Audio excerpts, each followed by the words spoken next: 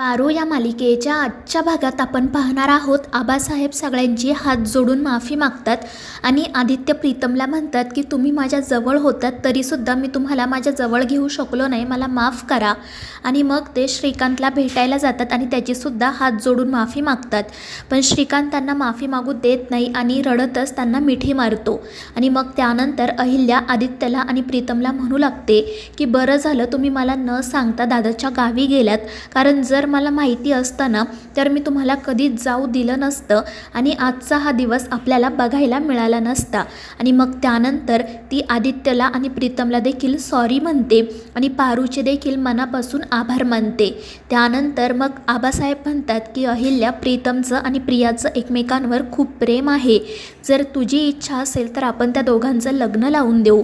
आणि त्यावर अहिल्या म्हणते की दादा, माझ्या परवानगीचा काही प्रश्नच येत नाही, मी तुला वचन देते की आज याच मांडवामध्ये प्रियाचं आणि प्रीतमचं लग्न होईल. आणि ते ऐकून सगळ्यांचाच आनंद गगनात मावेनासा होतो. आणि मग आबासाहेब प्रियाचा हात प्रीतमच्या हातात देत म्हणतात की प्रिया, तू मला म्हणाली होतीस ना की आबा तुम्ही स्वतः माझा हात प्रीतम सरांच्या हातात द्याल, बघ आज तुझं स्वप्न पूर्ण झालं. आणि मग ते त्या दोघांनाही भरभरून आशीर्वाद देतात, त्यामुळे सगळेजण खूप खुश होतात. अहिल्या पारूला म्हणत असते की पारू, आजपर्यंत तू प्रत्येक वेळी मला सुख दिलं आहे आणि आजचं हे सुखसुद्धा फक्त तुझ्याचमुळे मला बघायला मिळतंय, त्यामुळे आज तूच प्रियाला तयार कर. आणि ते ऐकून पारू खूप खुश होते. तर आदित्य आणि प्रीतम रडतच एकमेकांना मिठी मारतात. त्यानंतर मग प्रीतम आणि प्रियाच्या लग्नाच्या विधींना सुरुवात होते. सगळेजण खूप आनंदात असतात. प्रीतमच्या चेहऱ्यावरील आनंद तर ओसांडून वाहत असतो. आणि मग त्यानंतर त्या दोघांचं सगळ्यांच्या आशीर्वादाने थाटामाटात लग्न लागतं. सगळेजण खूप खुश असतात, त्या दोघांसाठी आनंदाने टाळ्या वाजवत असतात. आणि हे सगळं बघत असताना पारूला तिच्या आणि आदित्यच्या लग्नाचा क्षण आठवतो आणि नकळतपणे तिचे डोळे भरून येतात.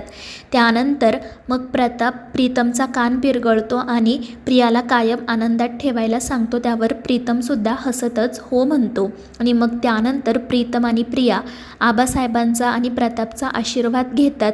प्रिया तर प्रतापला मिठी मारून खूप रडत असते, तर प्रताप प्रीतमला प्रियाची काळजी घ्यायला सांगतो. त्यानंतर ते दोघेजण अहिल्याचा आणि श्रीकांतचा आशीर्वाद घेतात. आणि मग त्यानंतर दामिनी आणि मोहनचा आशीर्वाद घेण्यासाठी जातात. मोहन तर खूप खुश असतो. दामिनी मात्र रागातच प्रियाला म्हणत असते की आता तू आमची एम्प्लॉय राहिलेली नाही तर किर्लोस्करांची सून झाली आहेस, त्यामुळे जरा अदबीनं आणि शिस्तीने वाग, नाहीतर मी आहेस तुला शिस्त लावायला. आणि तिचं तसं ते बोलणं ऐकून सगळेच जण तिच्याकडे रागाने बघू लागतात. त्यानंतर मग प्रिया प्रीतम आदित्यचा आशीर्वाद घेतात. आदित्य प्रेमाने त्या दोघांना मिठी मारतो. आणि मग त्यानंतर आबासाहेब घरी जाण्यासाठी निघतात. पण अहिल्या त्यांना थांबवत म्हणते की दादा, तू लगेच कुठे चाललाय? आज इतक्या वर्षांनंतर तू मला भेटला आहेस, मी तुला एवढ्यात सोडणार नाही.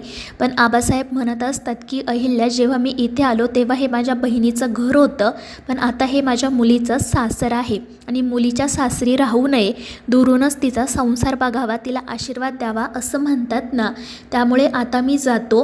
आणि मग ते श्रीकांतला म्हणतात की श्रीकांतराव, हे सगळं झाल्यावर माझ्या बहिणीला माहेरपणासाठी पाठवा.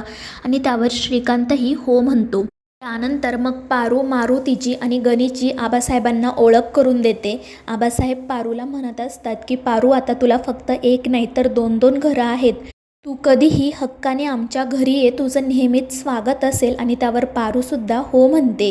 आणि मग आबासाहेब तेथून जाण्यासाठी निघतात, तर प्रिया रडतच येऊन त्यांना मिठी मारते.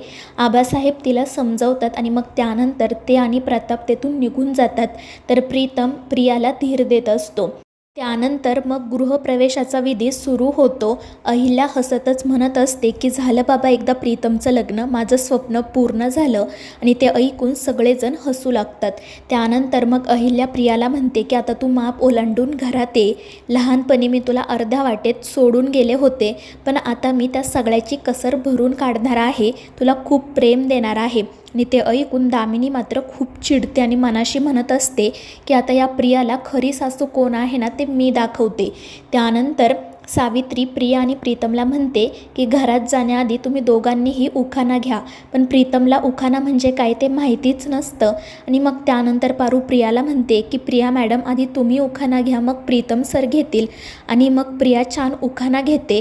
मात्र प्रीतमला काही उखाणा घेता येत नाही. तो म्हणत असतो की प्रिया मॅडम, आणि ते ऐकून श्रीकांत म्हणतो की अरे आता तुमचं लग्न झालं आहे ना, मग तिला प्रिया मॅडम काय म्हणतो.